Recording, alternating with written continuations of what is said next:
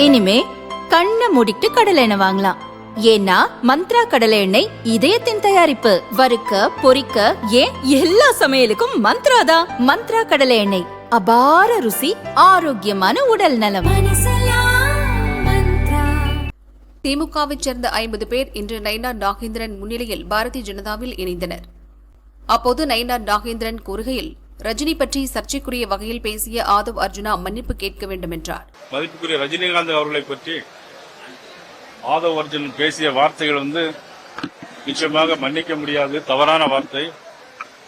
அது குறித்து ஏற்கனவே பாரதிய ஜனதா கட்சியுடைய சார்பாக மதிப்புக்குரிய எங்களுடைய கட்சியை சேர்ந்த அர்ஜுனமூர்த்தி அவர்கள் ஒரு விளக்கமான அறிக்கையை கேட்டிருந்தார்கள். நல்லவேளையாக நீங்களும் இப்ப கேட்டிருக்கீங்க. அவர்கள் எங்களுடைய அர்ஜுனமூர்த்தி அவர்கள் விளக்கமாக எழுதியிருந்தார்கள். இருந்தாலும் கூட நானும் பார்த்தேன், ஆதவ் அர்ஜுன் அவர்கள் நிச்சயமாக மன்னிப்பு கேட்பார், தவறுக்கு வருந்துவார் என்று நானும் நினைத்து பார்த்தேன். மதிப்புக்குரிய ரஜினிகாந்த் அவர்கள் அவர் திரையுலகில் ஒரு மிகப்பெரிய இமயம். 12 காலமாக திரையுலகில் ஒரு முடிசூடா மன்னனாக வாழ்ந்தவர்.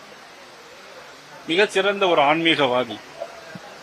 ஜாதி மதம் இனம் மொழிகளெல்லாம் கடந்து அவர் ஒரு சித்தர் புருஷர் போல உள்ளவர்.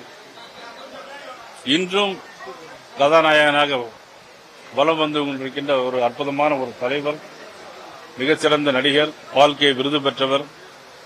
அவரை பற்றி நேற்று ஆதவ் அர்ஜுன் அவர்கள் பேசியது என்பது உண்மையிலேயே வருந்தத்தக்கது. நானும் மதிப்புக்குரிய விஜய் அவர்கள் அதை கண்டிப்பார், அது கொடுத்து மறைத்து சொல்வார் என்றெல்லாம் எதிர்பார்த்தேன்.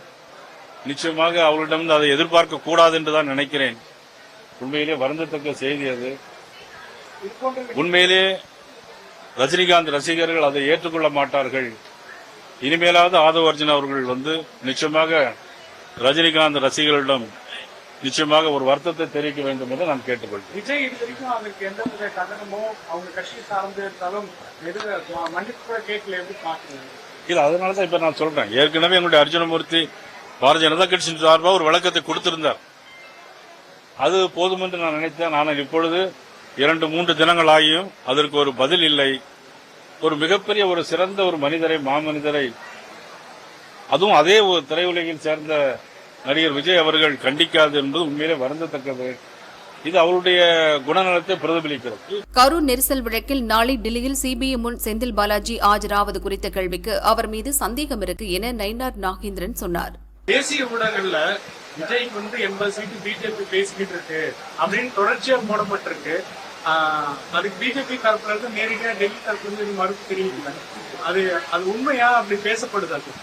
அதாவது நான் இப்ப உங்களோட தான் இருக்கிறேன். நான் டெல்லிக்கு போனோம்னா கூட பேச்சுவார்த்தை நடத்தணும் தான் நான் சொல்லியிருப்பேன். சும்மா அதை பத்தி நான் எதுவும் கருத்து சொல்ல முடியும். எப்படி திருச்சி பாக்குறாங்கன்னா, விஜய் நேற்று தோரணத்தை வச்சு பாக்குறப்ப என்டிஏ கூட்டணியில அவர் பேச்சுவார்த்தை பேசி சீட்டு எல்லாம் உறுதியா இருக்கு டெல்லியில. அதனாலதான் அவர் சிபிஐ விசாரணை முடிஞ்சு அந்த தோரணையில வராருன்ற மாதிரி பேசுறாங்க. நீங்க மறுப்பு தெரிவிச்சுக்கீங்க ஒவ்வொரு முறையும்? இல்ல, அதாவது நீங்க சொல்ற பார்த்தா ஒவ்வொருடைய பாடி லாங்குவேஜ் வச்சு நம்ம ஒரு கருத்து கணிப்பு சொல்லணும். பாடி லாங்குவேஜ் ஒவ்வொருவருக்கும் வித்தியாசமா இருக்கும். நீங்க பலமுறை ஒரு சந்தேகம் இருந்துச்சுன்னு சொல்லியிருந்தீங்க. கரூர் விவகாரத்துல அந்த சதிகள் இருக்க வாய்ப்பு இருக்குன்னு சொல்லி பேசியிருந்தீங்க. செந்தில் பாலாஜி நாளைக்கு போற எப்படி பாக்குறீங்க? இல்ல, அவர் போயிட்டு வந்த பிறகுதான் தெரியும் அதை பத்தி. எங்களுடைய இது அவர் பின்னணியில செந்தில் பாலாஜி இருப்பார். ஏன்னா அதனுடைய நோக்கங்கள் நடந்த சம்பவங்களை வைத்து சொல்லும் போது செந்தில் பாலாஜிக்கு அதுல பங்கு இருக்கிறது என்றுதான் நாங்க சந்தேகப்படுறோம்.